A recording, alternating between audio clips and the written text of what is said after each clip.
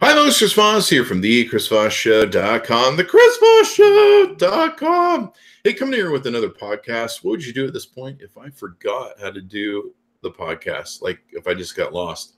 No, I'm just kidding. I'm not really. I know what to do.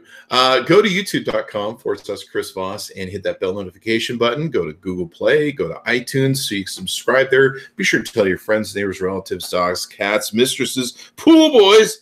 Get them all involved and share the podcast with them. I certainly appreciate you guys. And of course, you guys as an audience today for showing up. I've got a wonderful guest, as we always do here on the Chris Voss Show, Krisha Young. Krisha is the Delicious Life Coach. I'm already hungry reading this bio. And Sabotage Slayer for kick-ass women to power up their possible and lead a delicious life. I'm even more hungry now. Slicing through synapses to shed self-sabotage, and having spent 20 plus years working alongside C-suite executives and overcoming her own lifestyle challenges, she is the catalyst for stressed out change makers to go from jaded to juiced. Now I'm hungry. Creator of the Delicious Life movement, Krisha is a transformative partner in power for leading edge women. She's featured in the Huffington Post, Joyous Health, and iHeartRadio. And she hosts the Cabernet and Kale podcast, which is a sought-after speaker on how to get out of your own way and live your most delicious life. Welcome to the show, Krisha. How are you? I'm really good, Chris. How are you? Pretty good. I need a wine and some kale and some chips right now after reading the bio. Yeah, all good. It's all about balance, right? You gotta have the kale chips with the wine. There you go.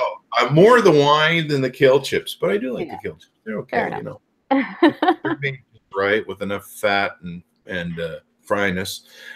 So give us your plugs, your websites people can look up as we're going through the podcast and check you out.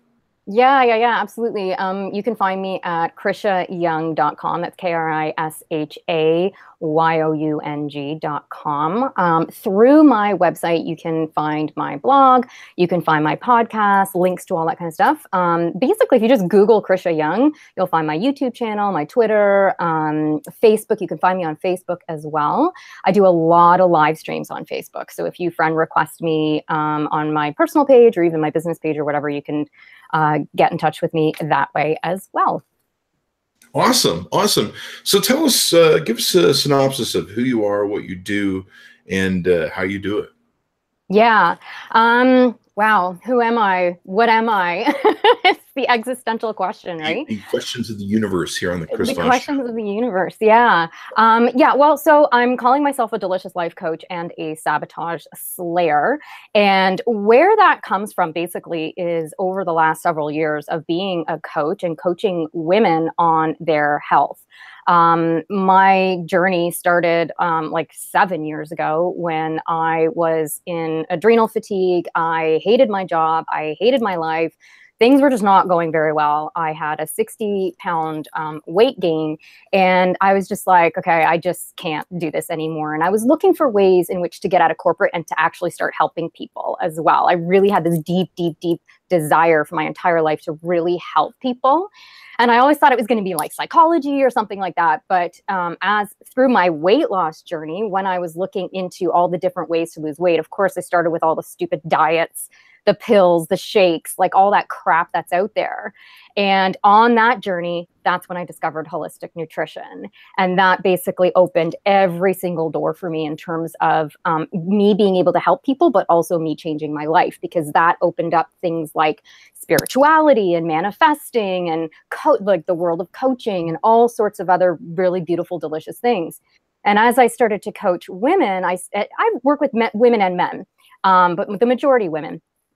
They were coming to me with all sorts of different health issues, digestive issues, adrenal, like sleep problems, energy, weight loss, like all that kind of stuff. And as I was coaching them, I'm like giving them the meal plans and giving them the kale recipes and all that kind of fun stuff. And every week they were coming back kind of not really doing the work. And I'm like, what's going on here? Like, am I the world's worst nutritionist or what? And then it dawned on me and I was like, holy crap, this has got nothing to do with the food. This has got to do with all of the underlying stuff that's going on in these women's lives, like how they're thinking, their beliefs, how they're sabotaging themselves, like all of that. And like, I was just having a lot of like intuitive sort of guidance towards this with these women. And so I stopped sort of coaching so much on the food side of things and started coaching more on the behavior and the habits. And that just changed everything. It changed everything for my business. It changed everything for my clients. And at the same time, I was doing a lot of that stuff on my own as a new entrepreneur. I had a lot of stuff to overcome in terms of mindset of having my own business and just like upgrading my own life. And so it's been like this kind of beautiful journey of helping people and being able to help myself as well at the same time. That's awesome. That's awesome. Yeah. You know, I went through the same journey myself where I put on a lot of weight and is still working the weight off, but I came to the realization of facing some of the reasons why I was eating the way I was doing, why I was consuming, you know, large amounts of Mountain Dew and eating horrible foods. And yeah, you're right. A lot of it, there's a lot of mental baggage that we're carrying around where, and rules that we have that pertain to our attitudes towards our food and our eating that really have an impact and effect on us. I went through a catharsis when I was losing my weight of looking at all the different rules and looking at the reasons why I did things. You know, I used to, one of my things was, you know, if I did something, I got a reward. So you stop by McDonald's to get the reward. And that was very parlayed into my brain from growing up as a child that you know, your mom and dad would be, you know, when I grew up, your mom and dad, the reward was we would go to McDonald's and, you know, and so, you know, you'd be like, hey, well, I made a really good deal, so I'm going to order pizza and I'm going to eat the whole pizza, you know? And so a lot of these mental, scotomas that we have, these belief systems that lock us into life that we don't really think about. And I think women probably experience this more than men because women are more connected with their emotions and emotionality. Where men, we're not, I don't think we eat as much emotionally, but we do abuse it for other reasons because I don't know, it tastes good or, oh man, I can eat a pizza. So I think you really speak to that because I had to deconstruct a lot of my belief systems and scotomas that I had that were very false when it came down to eating healthy and stuff. So it sounds like it really changed your life. Oh yeah, it did for sure. You know, it had, I mean, just this work alone has just changed so much of the crap that I went through as a kid. And, you know, it was really interesting that you said that about the link and that connection to McDonald's as when you were a kid.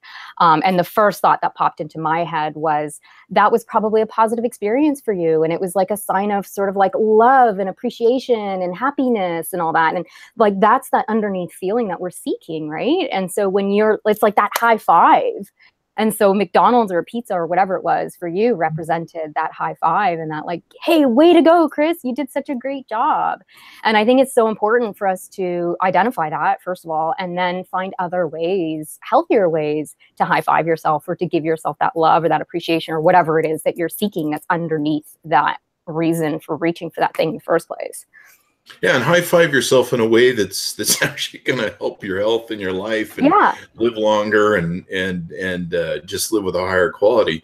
Yeah, I realized that what I thought was a reward was actually killing me and destroying me and making me fat and unhealthy and lethargic and you know, I mean, it's like it's the same as someone saying, I deserve a reward for what I did. I'm going to take a shot of heroin. You know, yeah, exactly. Like that doesn't make any sense. Really counterproductive. A little bit counterproductive. Yeah. And there's nothing to say. There's nothing wrong with pizza, right? Like I think this is the thing. What you're talking about the mindset around food and stuff. Like there's just like and breaking the rules and all the rules around food. It's like You know, we have too much of this attachment to things that are good and bad, and that sets a lot of people up for trouble and for failure too. And especially when somebody's going on a diet, because then it's like, oh my God, everything is like restricted now, and everything is like no, and everything is bad. And then all that does is just pull up the inner rebel. And then you're just like, all the donuts, all the pizza, you know? And I don't operate that way. You know, it's like, okay, cool. Well, yeah, I want what I can't have. Exactly. I mean, that's how we're wired as humans. And that's why dieting just doesn't work long-term. It's not a long-term, no, it's not an effective long-term strategy. My apologies. I saw the pictures of you prior to your weight loss, and then amazing weight loss you did. Congratulations. I know how hard, I know how just hard this is. Yeah. So congratulations for that.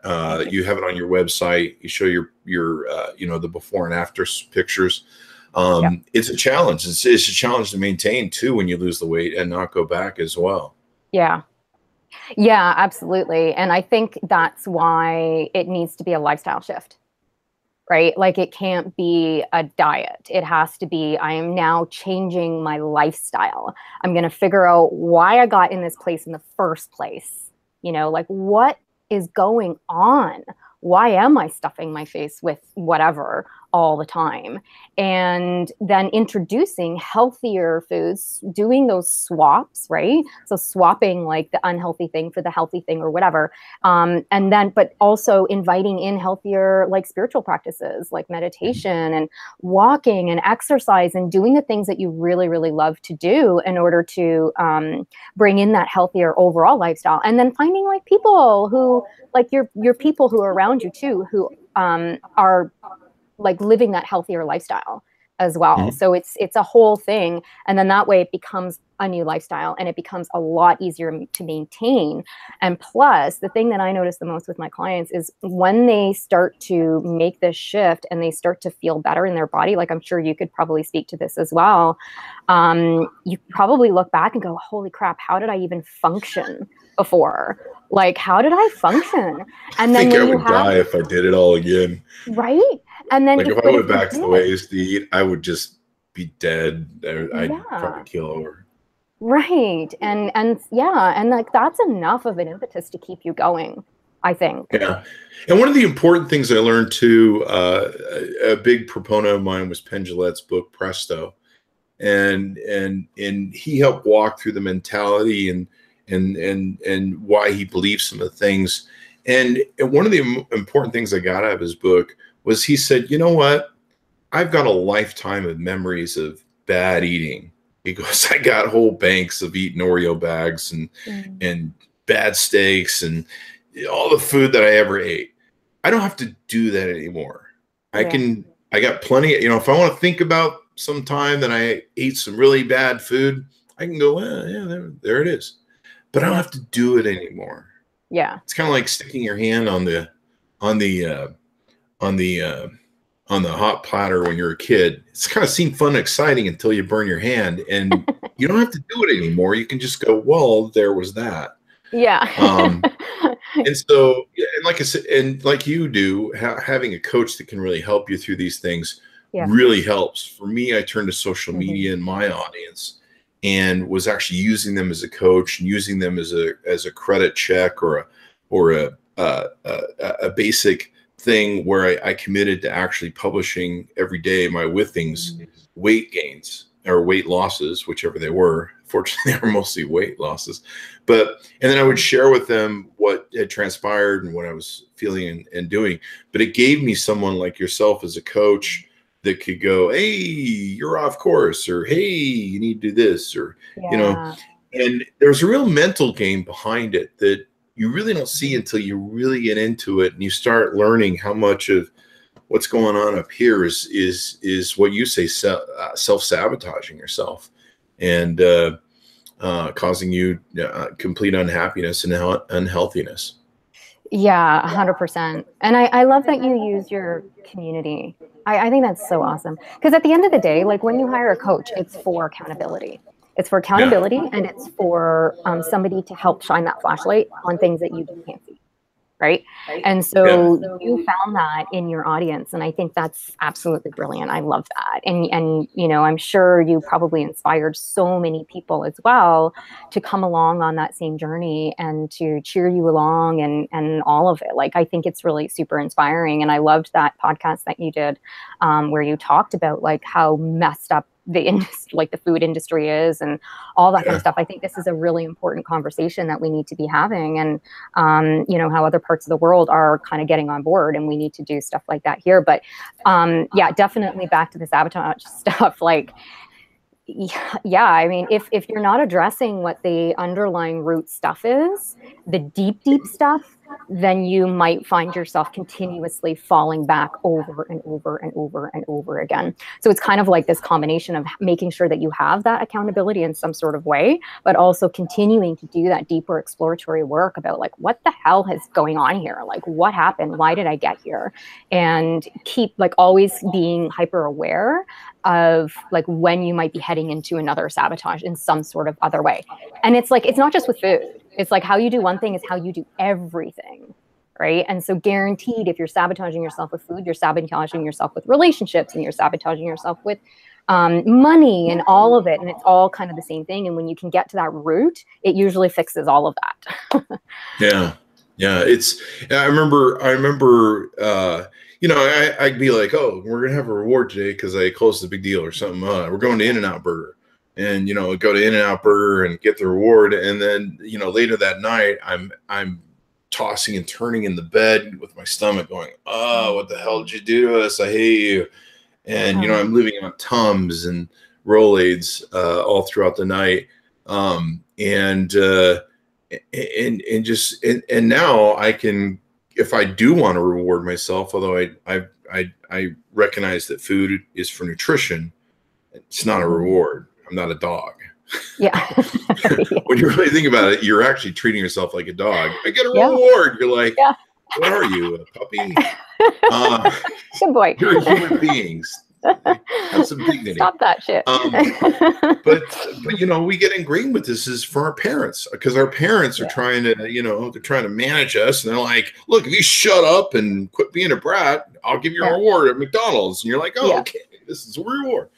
But now when I eat, my body, the reward is my body says, hey man, thanks. We're not going to make you suffer with pain, and we're not going to make you, your bowels and your intestines all like going, what the hell is in there? You know, I don't have the experience of the alien popping out going, here's the burger you ate. Oh yeah. And that was pretty much weekly. And you know, you just live a better life. But yeah, getting in the reasons why we do stuff, and the scotomas, the rules that we have, the ways that we make or justify the patterns of behavior that we do or don't do and keep doing, like, for instance, procrastination. Although I guess if you're procrastinating, you're actually doing something, because you are procrastinating, but you're putting the procrastination in the act is putting something off. So you're actually doing something. So I don't know, maybe I should put on my task list that I should procrastinate more. I'm going to think about that tomorrow. Yeah, think about that one. You know what? Hey, like, this guy needs help. No. But hey, listen, procrastination, I think the important thing is always to just get super curious, because sometimes procrastination, like sometimes these things are actually trying to tell you something. It's not always a bad thing, right? Like if you are procrastinating on something, and I know that, like, I've experienced this many, many times where I've like been procrastinating. I'm sitting there and I'm like, I should be doing this thing, but I'm not doing this thing. And then I get curious and it's like, why am I not doing this thing? Is it because I'm afraid and it's tapping into some fear of rejection and fear of this, fear of that, whatever? Is it fear-based? Or is it because I genuinely actually don't want to do this thing? And when you start to get curious about that and start to break it down a little bit more, and then it's like, I actually really don't want to do this thing, then that's a whole different conversation. And then it's like, okay, cool. Is there another way I can get to this result? Like, for example, if we're using like health and fitness as an example, because it's kind of universal, going to the gym. A lot of people hate going to the gym. They hate it, but they go. but they procrastinate on it, right? And so, yeah, hands up, right? And so I always, if I have a woman who, or a man or whatever, whoever, somebody in front of me who's like, oh, I just don't want to go to the gym. Oh my God, I've got it in my calendar, but I'm not going, blah, blah, blah. I'm like, okay, cool. What's going on here? Are you afraid to be seen at the gym? Like, are you nervous about how you look? Like what, no, it's not that. It's not that. It's not that. I just hate going to the gym. And then I was like, so then don't go to the freaking gym. Let's find something else. What do you like to do? I mean, it's this simple, right? But people don't think about this. There's all those rules. In order for you to lose weight, in order for you to get fit and healthy, you got to go to the gym. Bullshit. You can dance. You can do yoga. You can go for a walk. You can ski. You can skate. You can horseback ride. Like there's so many other things that you can do to physically benefit your body that you'll get so much more enjoyment out of it. And I think the problem that we have in society is that we have to be miserable doing some of these things. And that's just not true. And if we're enjoying it, we're not getting benefit out of it. I mean, that's not true either. I mean, think about sex. We get a lot of benefit out of that, hopefully. Right? Most of the time. It depends on how good the sex is. Oh! But you know what I mean? And so like, that's where procrastination is now a discernment. It's discerning for you, right? And so it's like, yeah, actually, I don't really want to go to the gym anymore. I'm going to cancel my membership. And now instead, I'm going to do these things. And you get excited about doing that other thing. And then that becomes your way of physical activity. So same result, different action. Yeah. And sometimes we do need a paradigm shift. Like you say, we need to challenge the rules, the scotomas that we have in our brain that we go, well, this is this way because we make a lot of BS rules that we make up as to why we do things. I remember somebody recently asked me about how, I used to be on a Mountain Dew kick where I drink 10 to 15 Mountain Dews a day. And someone recently asked me, they go, well, Chris, what did you do to get energy? And I'm like, you don't understand. You're creating the roller coaster of energy and hell that you're living through by drinking what you're drinking. I get a little energy drinking either tea or coffee. But for the most part, after I get the morning over with, I don't really need coffee. I might go back to it around 6 or 7 o'clock when I'm kind of draining, but I'm still trying to do some work. Or I'll do tea, which will give me some caffeine. But I don't need I'm not drinking 10 to 15 cups of coffee a day. That might be a problem in and of itself. But I explained to him that what he was doing with his sugar, with these Mountain Dew cans, he was creating his own roller coaster where you're shoving one of those babies down, and then suddenly your body sugar crashes, and you're just like, oh, I need more energy, so I'm gonna take more Mountain Dew. It's like a meth user, a crack user, a heroin user who's like, I don't have the high anymore. Let's shoot up some more. I'm sure that's healthy. And it creates this vicious, ugly cycle that you're living in. I can't remember how amazing it was. One time, I think I was moving, and I went into the medicine cabinet in the bathroom, and I opened it up, and there was still a bottle of Rolaids sitting in there. And I was like, hello, I haven't seen you guys for like 8 months. Wow. I don't even use you anymore. Like I can't remember the last time I took a Rolaids. Yeah, that's amazing. And it was because I started eating well. My body was like, yeah, this is okay. We like this, so we're not going to punish. Yeah. And sometimes, paradigms are important too. I remember one of my friends, he had some some health issues, nothing too major, but he was kind of some funkiness. Went to the doctors, and they, your levels are off and stuff, and you need to change your evil ways of eating.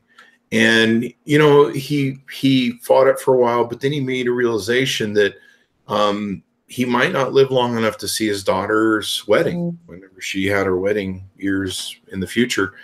And he decided that was going to be the factor for him to motivate him to do this and do all the stuff that people don't like, going to the gym and eating well and all that kind of stuff. But it gave him a positive paradigm to work from. And I think sometimes if we, like you say, we question what those paradigms are, and then we can rejigger them to realign them. I'm forgetting the word I mentioned earlier, but basically re-engineer these belief systems and go, this actually is a positive.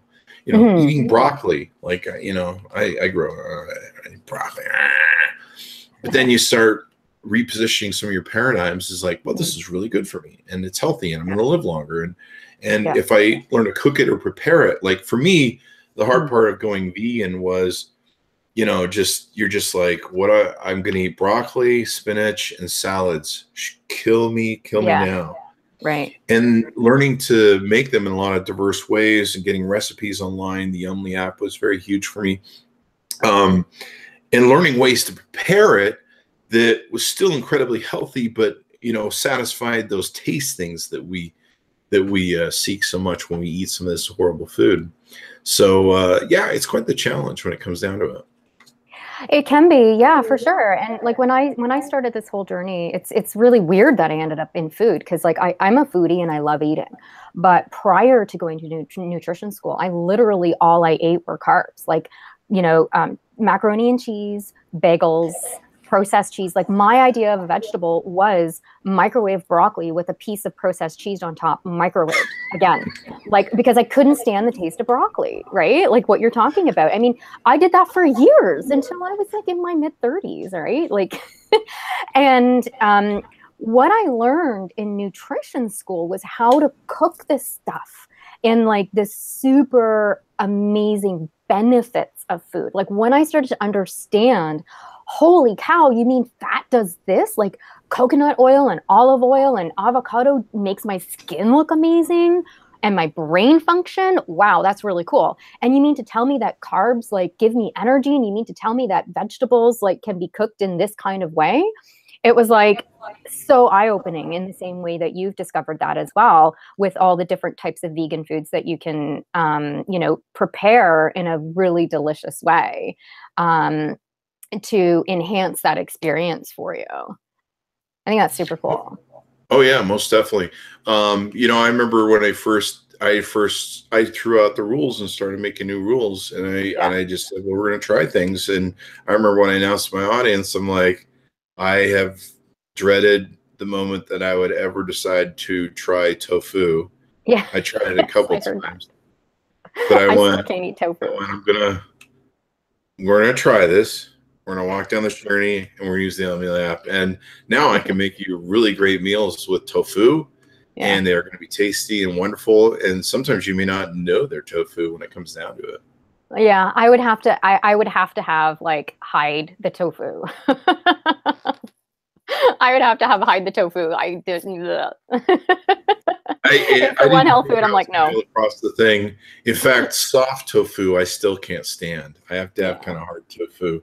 But I can make really cool cauliflower. I can make you cauliflower that's like buffalo wings cauliflower. That when you eat it, it gives you that taste that you want from buffalo wings. Yeah. Without all the fat and stuff, and it's healthy for you, and you don't feel that shame you do after you eat that In-N-Out burger afterwards, where you're like, what did I do? Yeah. You know, I'm going to share my Dorito kale chips with you. My recipe for Dorito kale chips, because kale chips are good, and there's I think the reason why a lot of people don't like them is because of the way they're cooked, and so sometimes they're too bitter or too crispy, and the commercial ones are just awful. Anything that you buy in the health food store that's been made commercially, I don't know, I just don't like those. But I got a really great recipe, so I'll share that with you. Cool. Dorito kale chips, so you can feel like you're eating Doritos and not actually eat Doritos. Yeah, it's so funny, you know. A lot of the sad part of what we've become is for these food companies and their laboratories that manipulate us, and they tag into the optics of our brain that love stuff like opiates and you know, all those things that trigger. I forget what the different functions of our brain are that do that. Probably I don't have a brain anymore, but you know, they basically trigger these things that set our brains off and make us get these great feelings that we associate with our food. Yeah. And a lot of it's based on taste. Like I love the taste of Doritos. Are they good for me? No. Will I hate myself if I eat half a bag? Yes. And my body will go, screw you. Yeah. And, but yeah, learning to have the same tastes for stuff that, we like that triggers our brain and gives us pleasure, but also is healthy for us, that won't, give us a coronary heart attack tomorrow, are a good thing. Yeah, exactly. And I think the thing that anybody who's watching or listening to this who might be struggling with this part of it, who's maybe tried healthy stuff and just like, ugh, it tastes gross. Like it takes about, I think it's like 90 days or something like that for your taste buds to change. And so the key is to just start kind of like slowly, just like one little thing at a time. Like I used to have like 4 sugars in my coffee, And then I went down to 3 and then 2 and then 1, right? Like, and so it was just kind of going down. And then as I was going down with the sugar content, anything now, if I eat anything that's super sweet, like a cupcake or anything like that, it's too sweet for me. I can have maybe 1 or 2 bites, but that's it. Like, it's just too sweet. My taste buds have completely changed. And you get used to like the bitterness of like kale and rapini and broccoli, like those really vegetables that are super, super healthy and nourishing for your body and for your liver and all that kind of stuff. The bitter stuff is like really good for you, but it's bitter, right? And so, but the more you have it, the more your taste buds will change and adjust and get used to it. As I'm saying this, I'm thinking I probably would eventually maybe like tofu then. I don't know. Not sure if I'll go there, but I mean, it's true. It's like, it's just being more committed to where you want to be than being committed to the bad habits and the things that are slowly killing you. So back to your coachings, give us a couple examples of reasons why men and women, or women specifically, tend to eat as an emotional crutch, as to why I know that women sometimes, my mother has a real, she loves chocolate. Doesn't matter what it is. She's probably close to a chocolate crack fiend when it comes down to it. She's the variance of it. Wow. So well, I would get her on some magnesium. I could never complain to her, because anytime I gave her a bad time about chocolate, she'd give me a bad time about vodka and Mountain Dew. So, we both had a predilection to our addictions. But what are some examples of reasons why people abuse these things? Yeah, there's a lot of different reasons. So I'll just talk about some of my client stories, but just quickly back to your mom. Chocolate cravings are usually a magnesium deficiency. So if she takes some magnesium, like maybe before bed or something like that, she might find that it's not so bad. But anyway, there's a lot of reasons. Boredom is something that comes up a lot for women. I had one woman, the thing with my women is that most of them do this kind of stuff in secret. And so they have like, on the outside, everything looks really great, but then behind closed doors, there's some secret binging out that's going on. Right.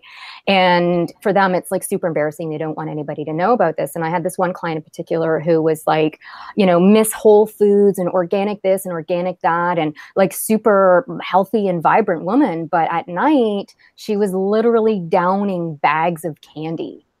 Jesus, and wow. She was just like, I don't know why I'm doing this. And she felt incredibly embarrassed about it, because her belief system, her conscious belief system, was health, was being healthy, was teaching health to her kid and all of that kind of stuff. But she had this underlying deep subconscious thing. And what we discovered it was that she felt incredibly guilty for the good, abundant life she had. And her mom and her grandmother had suffered abuse, had suffered all sorts of stuff in their lives. And she was making good money. She had a really good marriage. She had a beautiful home. She had all these beautiful things in her life. And so she couldn't deal with all of that positivity. And so she was eating. She was stuffing her face at night to balance that out, so that she wasn't feeling guilty about the abundance that she had. That's pretty deep. It's amazing how we sabotage when we get successful. I remember Anthony Robbins likened it to a thermostat, where we kind of have this range where we like to be in, and and we kind of have our mental comfort zone. And if we get too high, then we sabotage and correct ourselves back in. And if we get too low, then we, work a little bit harder to get back into this zone. But sometimes we get in these comfort zones, and they end up becoming traps where we can't get out of them, because our brain is like, well, this is the place you like. And if you go outside of these areas, there's discomfort for reasons unbeknownst to yourself. Exactly. And it's fear-based. It's all fear-based. And our amygdala kicks up and says, no, this is not safe, even if it's something that's good for us. That's why a lot of people don't change, because subconsciously it's like, no, fear, stop. And meanwhile, it's like, it's just change. It's good. And until people get to these things, I mean, correct me if I'm wrong, because you probably have some more research on this than I do, but I really feel like whether people are emotionally abusing their bodies with food or with drugs or alcohol or some sort of other destructive pattern they have in their lives, sometimes it's their behavior. It's all coming from sometimes the same places where there is something broken inside of them. There's like a reason or several reasons as to why they're doing this.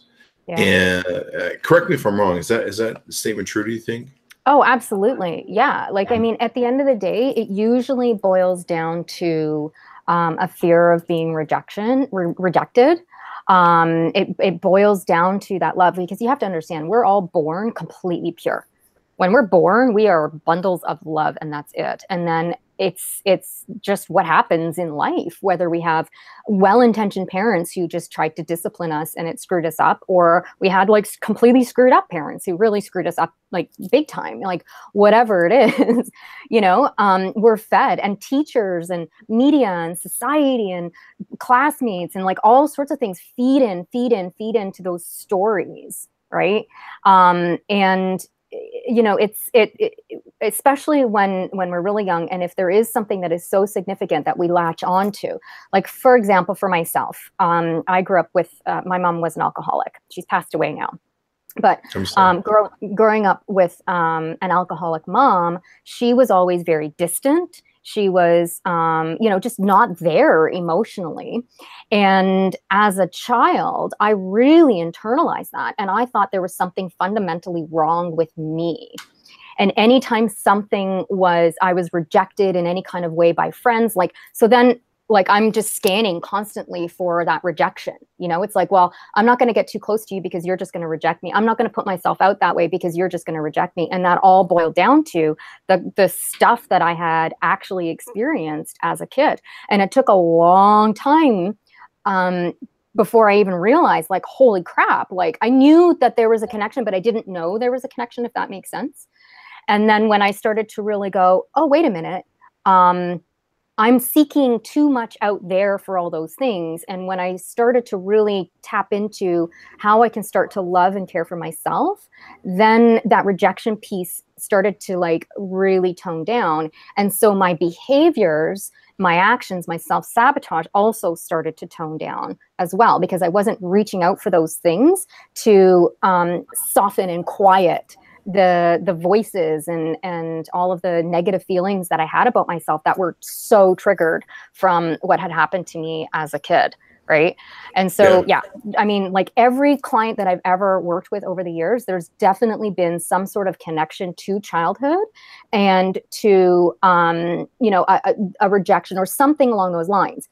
But the point is not to like dwell there. I mean, it's kind of handy to know that that's what it's from, but you don't want to stay there, because then you're just staying in that victim space, right? It's like, okay, cool. Now we get it. We know why we're here. Now what can we do to move forward? Yeah, most definitely. In fact, they show that a lot of people who are obese, who have eating problems, people who have drug problems, abuse problems, a large, incredible, significant portion of them had sex abuse as a child, and some of them were trying to heal those wounds. And of course, they're going about it completely the wrong way, because, like you say, they're reaching for something external when they really need to deal with what's going on inside of them. And I think we see that extent in some of the tragedies in our lives, like when we see the recent shooter, and we can now see that he had a lot of different warning signs and a lot of different points where he could have been intervening for help. And a lot of our own sort of self-actualization is our responsibility in going, you know, I mean, I've had times in my life where I have to go, why am I so fucked up? Yeah. And sometimes it's hard to see that, you know, like you say, you're a coach for it. So you can stand outside of people and go, let me give you some advice and how the rest of the world sees this, because you're in this katoma zone where you tuned out reality and you're living kind of in your own private Idaho. And because of that, you really can't solve the problems that you're having because you really can't identify them, and you can't solve a problem if you don't want to identify them. I noticed there's a Buddha behind you, a Buddha statue behind you. Do you study Zen? Are you into Zen or any of that sort of stuff? You know, I don't study one particular thing. I'm kind of, you know, I'm open to all sorts of different philosophies. I've been very intrigued lately by Native American practices. I do a lot of meditation. I do a lot of yoga. I've also been doing a lot of goddess flow work as well, which has been really fascinating. Yeah. You know, honestly, I mean, I was like a stressed out, stress bag, miserable, unhappy person for a very, very, very long time. And it was really doing a lot of this work. Like, I mean, I practice what I preach, right? And I've hired tons of my own coaches to help me get out of my own way. I believe in this so strongly. And through that and through, you know, just my own self-discovery and everything, like I've just kind of collected this mismatch. I don't want to call it mismatch. What word am I looking for? Mishmash of different practices that I use to be able to pull me out of whatever situation I'm in. And like yoga and meditation is a very, very big one for me. It's been very fundamental in helping me overcome things like depression and anxiety and some of the adrenal issues and self-doubt and confidence issues and all that crap that I dealt with. And these are the tools, the same tools that I use in my clients and in my programs and stuff. It's like I take all of this and kind of sprinkle it down to whatever they need.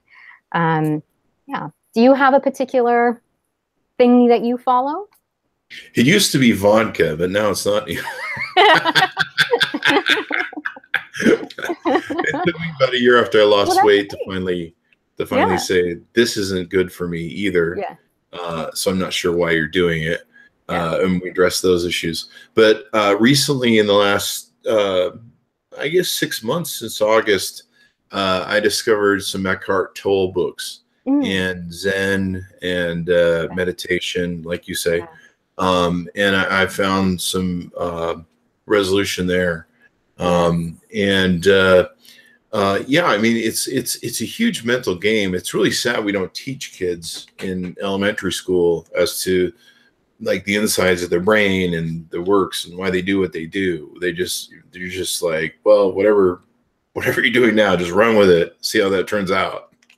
Yeah, don't get me started on school. And it can be pretty hard.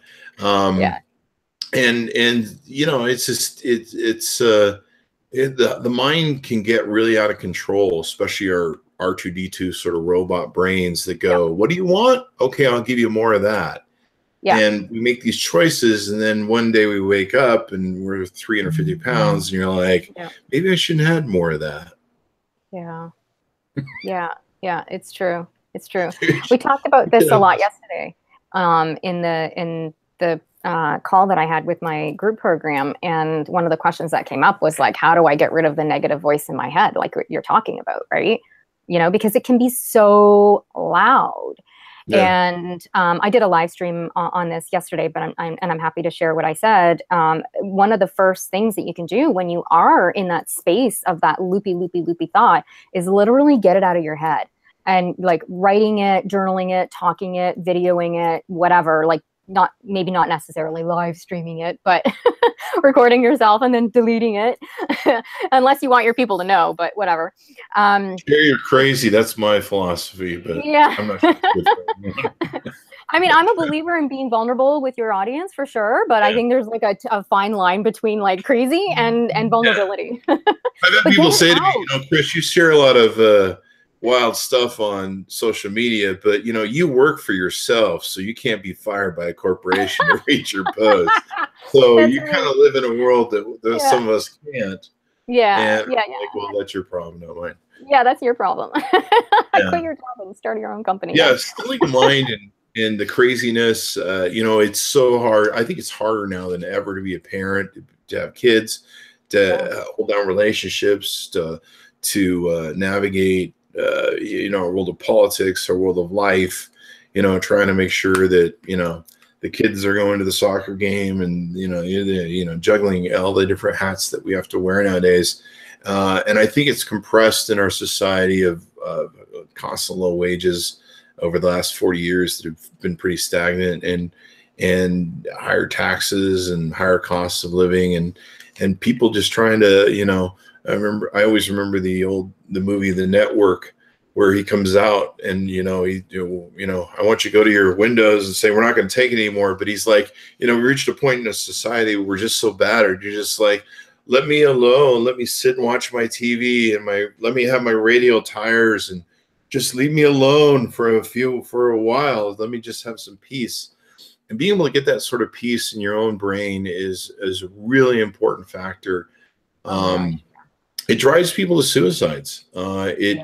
The madness of your mind and its punishment, and I don't want to get into preaching too many beliefs here, but the Eckhart Tolle books really helped me understand why we have this egoic mind that really drives us and manipulates us, and constantly throws fear-based stuff at us, and why its context of its existence and its beliefs are that it has to keep reliving the past and worrying about future of fear-based stuff that may or may not ever happen.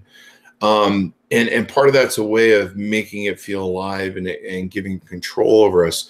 And unfortunately, we end up being these tortured beings sometimes, where you reach a point where the madness just drives you to end the organism, because it's, I think a lot of these school shooters, people commit suicide, they reach a point where they're just so driven by their internal machines, and that are so out of control that getting the voices to stop and the madness to stop suicide becomes, or doing a mass killing and then killing yourself is the only way to get those voices to stop. And it's really sad that we don't have better ways to deal with that and adjust it as it's happening, or prevent it in the future.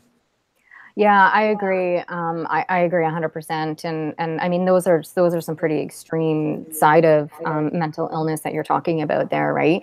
And I mean, I know here in Canada we have something called like Bell Canada is like a telephone company up here, and they have something called Bell Let's Talk, and they have this whole campaign where they're trying to bring mental health to light, so that it's not a bad thing, it's not a stigma, and so that there's more of a conversation. And I think that's the most important thing here, is that more people start talking about this, because everybody has this level of these voices and all that kind of stuff. And some are on this level, like they're over here on the left, where it's not so bad. And then some are in that extreme case where they need medication, and they need proper therapy, and they need to have those interventions, right? And I think some of these people who are involved in these mass shootings are way on that spectrum. But then just if we bring it back to, like, probably the majority of people listening to this are maybe not that far gone, but they're definitely in a space, and just to your point about that, like wanting to have that silence, but at the same token, I think people are terrified of that silence. And this is why we have radios on all the time, the television's on all the time. There's always noise, right? There's always noise in our day-to-day. And I know that when I suggest meditation, I get the biggest pushback of anything else that I ever suggest for people. And the reason is because people are like, my brain just won't shut up. I've tried meditating, but I can't, because I get more stressed out when I meditate, because the thoughts are so loud, they're so big, they don't stop. I just ran through my to-do list, It wasn't very relaxing. And it's like, yeah, exactly, right? Like, you have to kind of sit in that to get to that gap of silence in between those thoughts. And it becomes this practice that you need to do on a daily or weekly or whatever basis to get to that silent place in your brain. It doesn't just happen like that. But people are so terrified of what their own thoughts are, and what they're thinking about themselves and about whatever, that they just don't invite in that silence. And I think that's a first step that we can all do. Is just that's why I invite that in. Personalities is because if one of my personalities being an asshole, I just move to the one that's yeah, just invite whoever's like the party animal of that day. If Sybil ever shows up and starts speaking during the podcast, you'll know what's going on. Yeah. But no, you're right. Tuning out those voices. You know, I used to be a big believer, and maybe I was a little bit when I was younger, but I used to be a believer that being a multitasker, that I could master multitasking and I could be effective, and then I could do all the stuff at once. And I think that's a real con that we tell ourselves. I mean, maybe when I was young, I was fairly good at it, but there was a lot of madness and craziness and destruction, and you know, sometimes I was really creative, but I was still a bull in a china pen, where I would come with really great, brilliant, innovative concepts for companies. But by the time I got processing it, everyone around me hated me because I was an asshole doing it. Right. And you know, even now, I've over the last 6 months with Zen and the Eckhart Tolle books, and getting into the power of now, the here, now. Not worrying about tomorrow, not worrying about yesterday, where I'm at now and getting this experience now has been a really healthy factor for me mentally. I remember I went through a struggle several years ago where I started to identify. I didn't really know what I was identifying at the time. Now I know better. But at the time, I was going through a struggle where two of my dogs, which are like my children, because I don't have children, but two of my dogs that I'd had for 15 years, were starting to reach the ends of their life. They were starting to show the signs that the hourglass was farther down in sands than were pending. And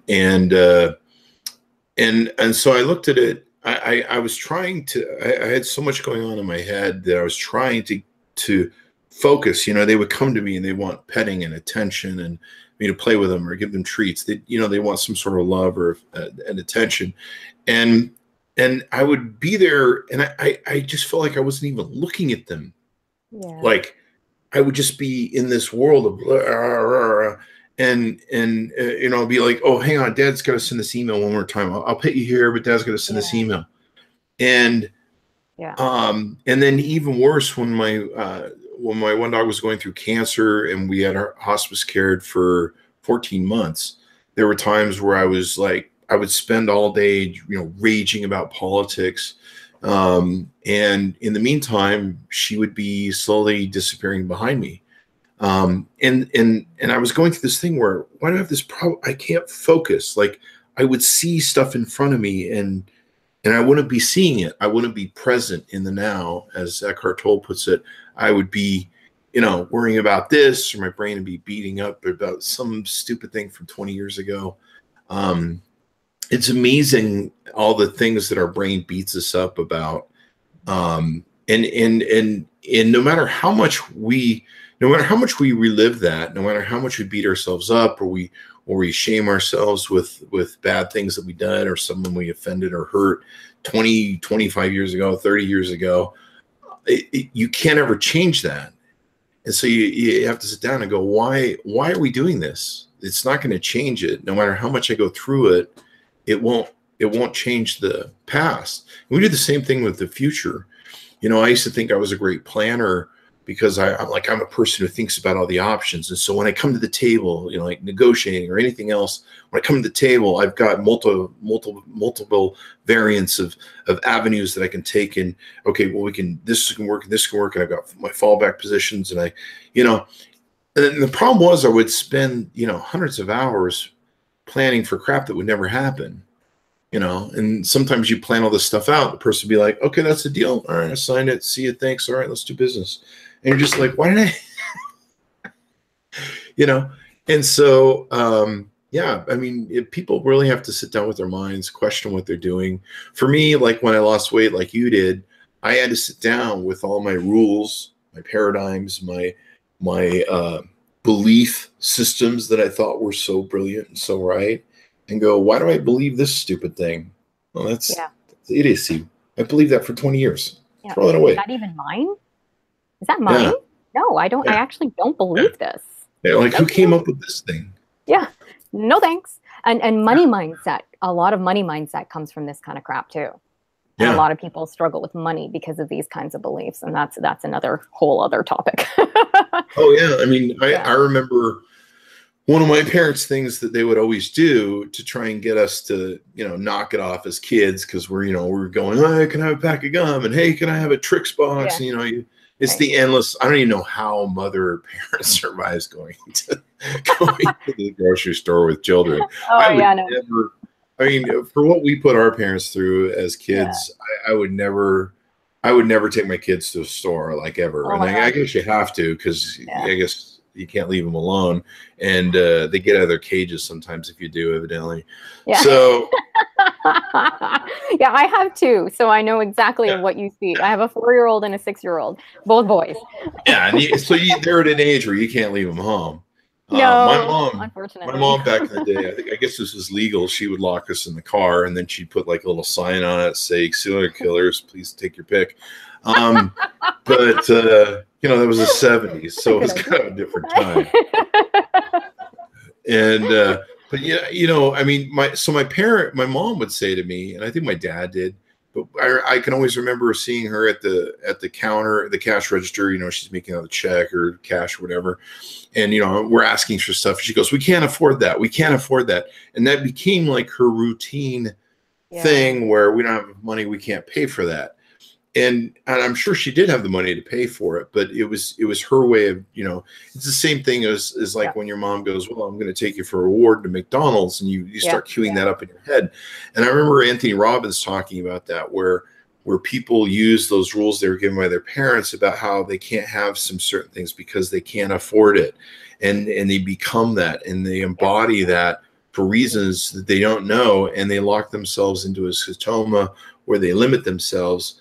And really, there's more abundance in this world than ever before, especially with the openness of information and sourcing of data, where there's not a lot of reasons why you can't really become successful. I mean, there definitely are reasons to hold you back, but we see a lot of people break through those barriers, and sometimes you've got to find those resources and challenge what you think and not let it hold you back. I agree 100%. And there's tons of resources too out there in terms of like money and success. I mean, Think and Grow Rich is like a classic one of that. The Science of Getting Rich. I mean, those books are so old. And then, there's Think and Grow Rich for Women. I thought I might have it behind me here. You're a Badass at Making Money. That's another really great book. There's so many resources to help with all of this kind of stuff. And then really it boils down to the exact same thing as like the food and the nutrition thing. It's like identifying what this core belief is. What is this underlying thing? Where does it come from? And healing that part and doing that forgiveness work. And like you were talking before about like 20 years ago and beating yourself up about stuff like that. And two of the most powerful ways that you can let go of that crap is, one, identifying and finding what the benefits were to whatever it was, because guaranteed there were benefits. Even if it was, I will never do that again. That's a benefit, right? Benefits to that other person. If you hurt somebody or whatever, what were the benefits to the other person? Maybe they grew a thick skin and, were never hurt by somebody in that same way again, whatever, right? Like there's always benefits if you look for them. And then doing that forgiveness work, Ho'oponopono, I probably just butchered that. But it's where, you put out that I love you, I thank you, I'm sorry, and I forgive you. And it's a very, very powerful exercise to do on anything in the past that you are having a hard time forgiving yourself or somebody else on. And when you've done that work, then it kind of like goes away, and it's no longer like this albatross that keeps you like hanging down anymore. Yeah. I can't remember where I read this or who said this, but it's like depression is living in the past and anxiety is worrying about the future. And wow, that's like a really good analogy. I would love that. Yeah. I honestly, I don't remember who said that, but I'm sure if we Google it, we could find it. And I mean, that's it. Like, all we have is right now. And I think with your story about your dogs, and I'm sorry to hear about what happened to them, but it's a good way to kind of like, you know, have that reality check and be like, oh my God, how much of my life is passing me by? Because I'm too worried. I'm too much over here. You know, like I know I was guilty of that for a very, very, very long time. If I think back about all the amazing, cool things that I've done, I'm like, I don't even really remember doing them because I was so much in my head. So much worrying about what other people were thinking, so much worrying about how I looked or if I said something stupid or whatever. And it's like, holy crap, shut up. You know, like just be here, because if you die tomorrow, or if you're on your deathbed tomorrow, you're going to be really pissed off that you sent that last email instead of doing this, right? You're going to be really pissed off that you did that instead of that, you know? And I think that it brings it all back to that meditation and getting into that quiet space, because I think that really, really helps us calm down and allow that in the moment stuff to start to happen. You know, I don't know about you, but every time I leave the house now, I feel like I've forgotten something, and I realize that I've left behind like stress and anxiety and worry. I'm like, wow, I just left the house. I didn't scream. I didn't yell. I didn't freak out. I wasn't like, oh my God, panicky. I just left the house. It might be because we're in a phase that we're in an activity that requires some focus to us, maybe because we're driving a car, it requires some sort of focus. Maybe more so, you know, like when I'm sitting around my house, you know, there's all sorts of crap I can look at, see, I can trigger emotional memories or issues. You know, you open the fridge, you see the ice cream. You know, I mean, there's all sorts of triggers, and sometimes maybe I think that's maybe why we like vacationing, we like doing things. And I remember Ralph Waldo Emerson used to say this thing. He goes, the problem with people in vacationing is they think that if they go someplace else, they'll be somebody different. Yep. They're tired of the person that they are, and that's why wherever they want you to go, get there away. you are. And wherever you go, there you are, as Emerson said. And then they're unhappy on vacation. Like I've had some girlfriends where we go on vacation, we just fight like cats and dogs. We're just really angry and unhappy. And then you come back and, you know, things are fairly normal. And you're like, why was that so awful? I mean, we got away to get away, and all we did was be worse. And, you know, I think that fulfills into some of the other expectations that we have in belief systems. And like what you say, sitting down and analyzing, why do I want these things, or why am I doing these things? You know, I grew up poor, but I grew up in a wealthy part of Beverly Hills where my family, they weren't rich, but they managed apartments about 2 or 3 blocks from the old Chinese Man Theater. It's not the Kodak Theater. They filed bankruptcy, so I don't know what they're called these days. But we lived in a rich neighborhood, in a rich area. I grew up seeing BMWs and Mercedes all my life. My parents were always dirt poor most all their life. And, you know, I mean, I grew up from 3 years old walking the dog with Bob Barker of The Price is Right. And to me, that was normal to live in that world, but I didn't live in that world. But I thought that's what the world was about, because when you live in Beverly Hills, you drive all day long, you're just like, well, this is how people live. Right. I don't know why my dad doesn't drive a BMW. Well, I used to ask him why, and he used to tell me that, you know, well, they don't own those cars. The bank does. And I'm like, well, how does the bank own your car, Dad? Shut up. You know, that sort of thing. But when I finally became successful, you know, for me, it was a giant hole, or a hole that I thought I had when I really didn't have that hole.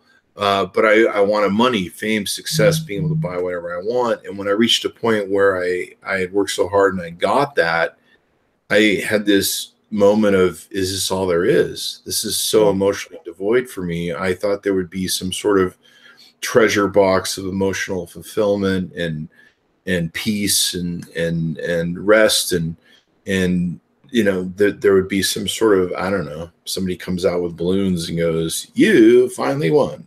Yeah, you won at life. You won at life. Congratulations. It's over. You got to post from here. And no one, I know. no one came to that. Bob Barker did not come out and go, here's what's behind door number one. Yeah. And it became really, I was disingenuinized by it, where I was like, is this all there is? And I had a real Fight Club moment where I was like, I'm working really hard to impress people to get things to impress people that I really don't give a shit about, and then don't give a shit about me. And so I had to deal with the catharsis of what were my real driving factors, or what vessel or well that was inside of me that was completely empty from a childhood, that I was trying to fill with the wrong thing that would never fulfill me. You know, I've known people who are multimillionaires who are just incredibly unhappy and dissatisfied with their life. And they live the same life where they're like, if I just get this, I'll be happy. Or if I just get that, I'll be happy. If I just take that vacation, I'll be happy. If I, it's external stuff we were talking about before. Yeah. And it's just like an endless thing of chasing your tail, where you never solve those wells of vacuums that are inside of you that are screaming out for help, and you're misdirecting them in so many ways at latching onto this or latching onto that or latching onto this, hoping that will be the euphoric utopia that will resolve all your issues and you'll live happily ever after, as they would say at the end of the movie. Yeah, exactly. And I think part of this reason is because people aren't, like, first of all, they're not in tune to who they are and what they want, because they're not doing that quiet work. They're not doing that internal work. And also because they might feel that what they want, like deep down, what they want, they shouldn't have or can't have or whatever. Like, it goes against societal norm. I had a client of mine who it was actually really profound. We were coaching together, and she went like ghost, and I'm like, where is this woman? And I'm messaging her, and I'm like, where are you? And then finally she surfaces, and oh my gosh, it was insane. She had suffered such a huge anxiety attack that she ended up in hospital. So she was put on anti-anxiety medication, all that kind of stuff. So I was like, okay, cool. What happened? How'd we get here? And we found out that, first of all, she stopped doing her practices. So she stopped meditating. She stopped, drinking her lemon water every day. Like, all of the stuff, all of the healthy habits that we'd established, she stopped doing them. And she stopped doing those because of her mindset. So she was on Facebook, and she's seeing all these scrolls coming through of all these people who post stuff on Facebook, which is never real, by the way, people, about how happy they were in their marriages, and, like being married in the suburbs with 2.4 kids and dogs and all that kind of stuff. And she's looking at all of that going, why can't I have that? I'm too fat to have this. No man is ever going to love me. I'm never going to have that, blah, blah, blah, blah, blah. And so that loop went around and around and around. And so when that loop grasped, then she stopped all those patterns, because it's like, well, why would I meditate when I hate myself so much? Why would I drink lemon water when I hate myself so much, right? And so all of that was kind of culminating all at the same time. And then that led to this anxiety attack. And so when we started to break this down, she told me about this secret thought, shameful thought that she had about how she was really judging these couples. And she was like, oh, they're dumb, or I can't remember exactly what she said. And what came out of that was the fact that her actual secret desire was not to have a relationship like that at all. It was to have a completely different kind of relationship. She wanted to have something that was way more free. She wanted to go and travel in New Zealand. She had this idea of her and her partner with a baby on her back, like trekking through New Zealand, which was so opposite from what everybody else in her life was doing, but she wasn't owning it. She didn't think that she could have that. And so that deeper, secret almost desire of hers that she really was longing for was being stuffed with the food and the bad habits and the comparison and all of that kind of stuff. And then all of that led to that unhappiness and then anxiety. And when she started to talk about this real relationship that she wanted, I mean, holy cow, I've never seen anybody smile and was so happy. And I think we just have this sort of thing where it's like, we can't be that happy. We're just not allowed to be that happy. Like, there has to be some sort of misery. There has to be some sort of like, whatever, like tragedy around it. Or if we are that happy, something bad's going to happen and take it all away. So we might as well just stay unhappy forever, you know? And I think that's tapping into that deep, deep, deep desire of what is it that you want, and being okay with that, even if it looks like you're living under a tree in the middle of a forest. Yeah, whatever. It's interesting how many times we're trying to resolve this issue of being loved or feeling like we're worthy of being loved, and being entrapped in the encapsulation of that concept of you know, am I lovable, and then behaving in a manner that keeps you consistent as being unlovable. Yeah, exactly. I'm just going to be a dick to everybody because I'm not lovable, so I might as well just keep being a dick. I think there's been some times in my life where that's been a guilty pleasure of mine. I think I've got a lot of people who will validate the witness of that. Yeah, but you know, I mean, when you recognize that and you're just like, you know what, I was just being a dick because I didn't want to be hurt. I just want to be loved. Yeah. Yeah. And I think, you know, our society, if we could fix a lot of these things, we could get rid of some of the different things. I mean, certainly, maybe, you know, it's been suggested that if the recent shooter in Florida had a father, I still don't know where his father was, but it had a decent father involved in his life. Maybe he needed a few more hugs and maybe more acceptance. He certainly was alienating our society, and he was behaving in a way that, you know, no one wanted to hang out with him. Rightly so, if you're behaving in a certain way. But I think it would fix a lot of our society ills, you know, the fact that we are worthy of love, the fact that we are, you know, worthy of people caring about us and caring about other people, and having a successful life and having abundance and stuff. Those are big issues that, you know, we need to, I think every one of us need to come to grips with and square the circle in our heads. Yeah, exactly. So just stop chasing the dollar, stop chasing the diet, stop chasing, you know, the external things, and start chasing within. Find it, like, be the warrior and go within. Yeah. Find out what's inside you and quit looking for external ways to resolve those empty wells that you have inside you. Well, Krisha, I really appreciate you being on the show. We've probably done a whole psychology podcast, so I'm going to have to send it to everyone on the audience for their hour with the psychiatrists here. And how long have you felt this way? But thanks for being on the show. Give us your plugs once again so people can go look you up, hire you as a coach, and all that good stuff. Yeah, absolutely. Yeah, I mean, go to the Google and you can type in Krisha Young, KrishaYoung. My website's KrishaYoung.com. I have the Cabernet and Kale podcast, which is on iTunes and a whole bunch of other channels that my VA set up. Friend me on Facebook. Just find me, Krisha Young, on Facebook, and friend request me. I do a lot of live streams and stuff there. I have a Facebook group called the D Spot as well. That's another kind of like free resource. But definitely my website is a really great way to connect with me. If you are interested in conversation, you can either connect with me through my website, or you can just send me an email, krisha@krishayoung.com. Sounds good. Well, thanks for being on the show, Krisha, and we'd love to have you on again. Feel free to come on and we'll talk about some other things or more of this. That's fun. Drill down into it. Thanks to my audience for tuning in. We certainly appreciate it, guys. Thank you very much for downloading the show, being a part of it. Be sure to go to facebook.com. Follow me there.